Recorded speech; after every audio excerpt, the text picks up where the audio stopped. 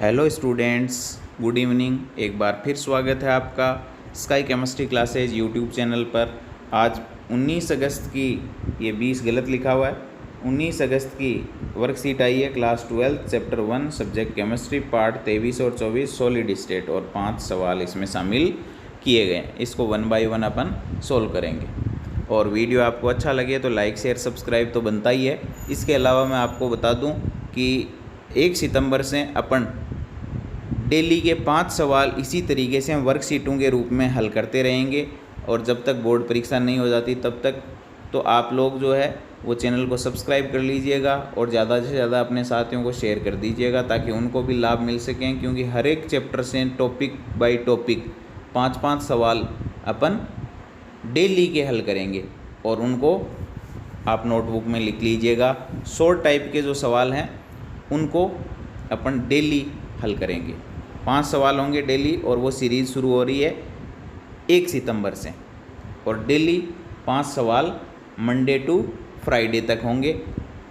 ऐसे ही जब तक बोर्ड परीक्षा आयोजित नहीं हो जाती तब तक। उसके बाद अपन मेजर टेस्ट लेंगे।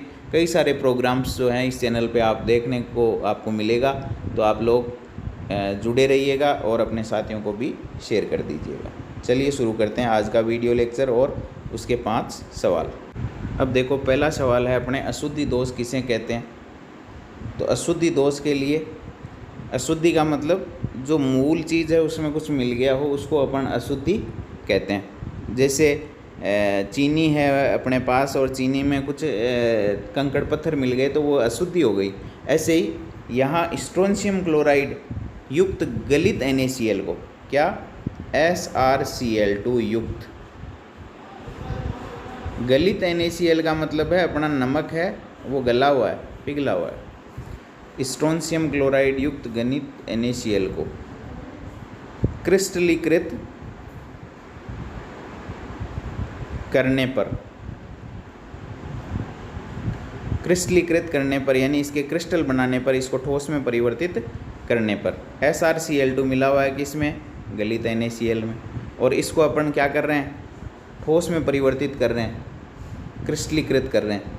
क्रिस्टलीकृत करने पर स्ट्रोंशियम धनायन Sr+2 Na+ धनायनों को हटा करके उनका स्थान, धनायनों का स्थान ग्रहण कर लेते हैं,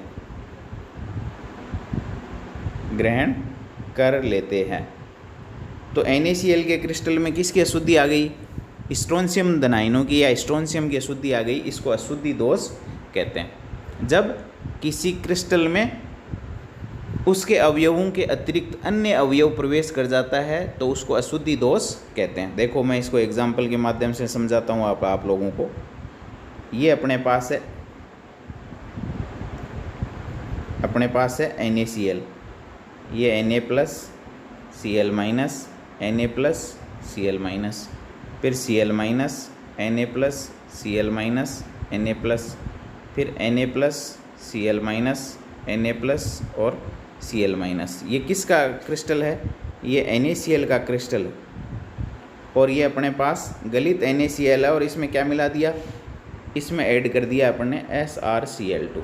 अब तो क्लोराइड तो Cl- है, ये तो सेम है, इसमें भी है और स्ट्रोंशियम में भी है, क्लोराइड में भी है, इसमें भी क्लोराइड है और NaCl में भी क्लोराइड है, जो दोनों में सेम है। लेकिन यहाँ स्ट्रोंशियम जो है उस पर +2 चार्ज है और यहाँ सोडियम जो है उस पर +1 चार्ज है।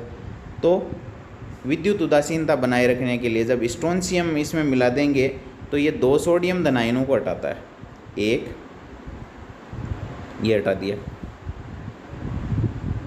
क्यों, क्योंकि एक सोडियम पर +1 चार्ज है और एक स्ट्रोंशियम पर +2 चार्ज है, तो धनायन 2 को हटाएगा और एक का स्थान ग्रहण करेगा। दूसरा देखो, ये हटा दिया सोडियम, 2 सोडियम हटा दिए यानी +2 चार्ज हटा दिए।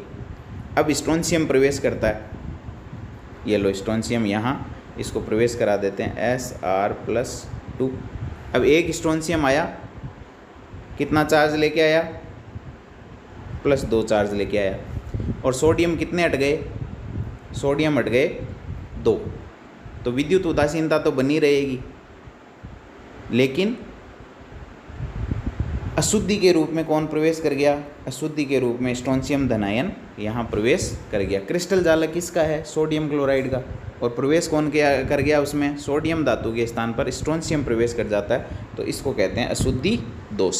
एग्जाम्पल आप दे सकते हो, सोडियम क्लोराइड का क्रिस्टल बना करके 2 सोडियम हटाओगे, एक स्ट्रोंशियम को एक रिक्ति में प्रवेश करा दो, दूसरा स्थान क्या रह जाएगा? खाली रह जाएगा।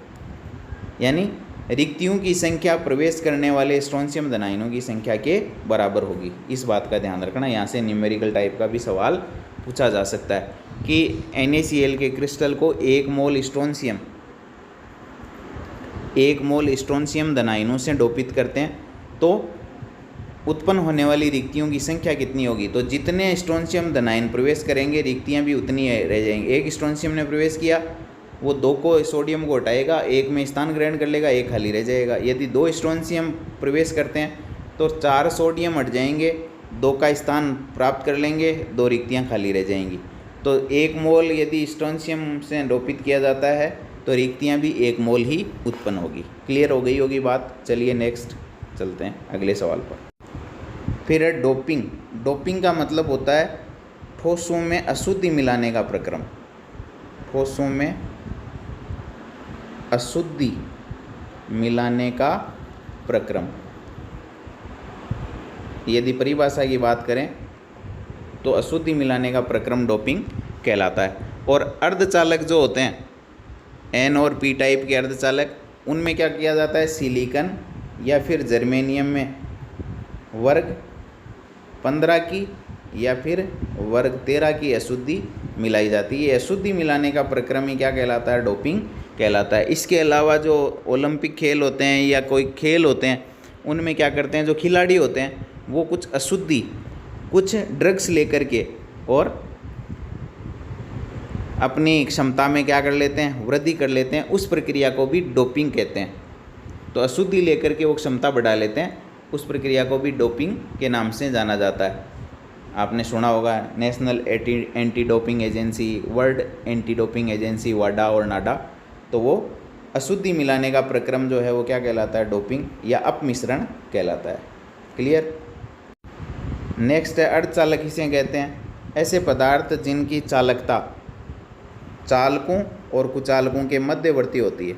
चालकों एवं कुचालकों या अचालकों के मध्य चालकता परास वाले पदार्थ क्या कहलाते हैं? अर्धचालक। जिनकी चालकता की परास जो है वो चालकों से तो क्या होती है? कम, और कुचालकों से ज़्यादा होती है, वो अर्धचालक कहलाते हैं। और सिलिकॉन, जर्मेनियम इस श्रेणी में आते हैं। और ये बहुत ही महत्वपूर्ण पदार्थ होते हैं जो ट्रांजिस्टर और विभिन्न प्रकार के सुनने वाले संकेत बनाने में काम में लिए जाते हैं। क्लियर। नेक्स्ट है चालकों की चालकता का मान कितना होता है? तो चालकों की चालकता, ये बहुत महत्वपूर्ण सवाल है, पहले भी आया। 10⁴ ओम इनवर्स मीटर इनवर्स से 10�7 ओम इनवर्स मीटर इनवर्स के मध्य होता है। ये चालकों की चालकता का परास है। नेक्स्ट है धात्विक चालक और विद्युत अपघटनी चालकों में अंतर स्पष्ट करें। तो मैं अंतर की बात करूं तो यहाँ विद्युत धारा का प्रवाह इलेक्ट्रॉनों के द्वारा होता है।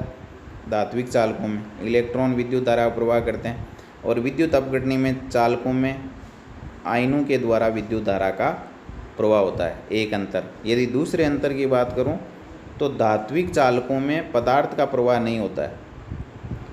पदार्थ का प्रवाह नहीं होता है, यानी तार अपने वायर होते हैं, उनमें पदार्थ जो है वो बहता नहीं है। इलेक्ट्रॉनों का प्रवाह होता है, पदार्थ की मात्रा में कोई परिवर्तन नहीं होता है। विद्युत अपघटनी चालकों में क्या होता है? पदार्थ का प्रवाह है आयनों के रूप में होता है। पदार्थ का प्रवाह क्या होता है? आयनों के रूप में होता है। ये दो अंतर हो जाएंगे। धात्विक चालक में विद्युत धारा इलेक्ट्रॉनों के द्वारा, विद्युत अपघटनी चालकों में आयनों के द्वारा।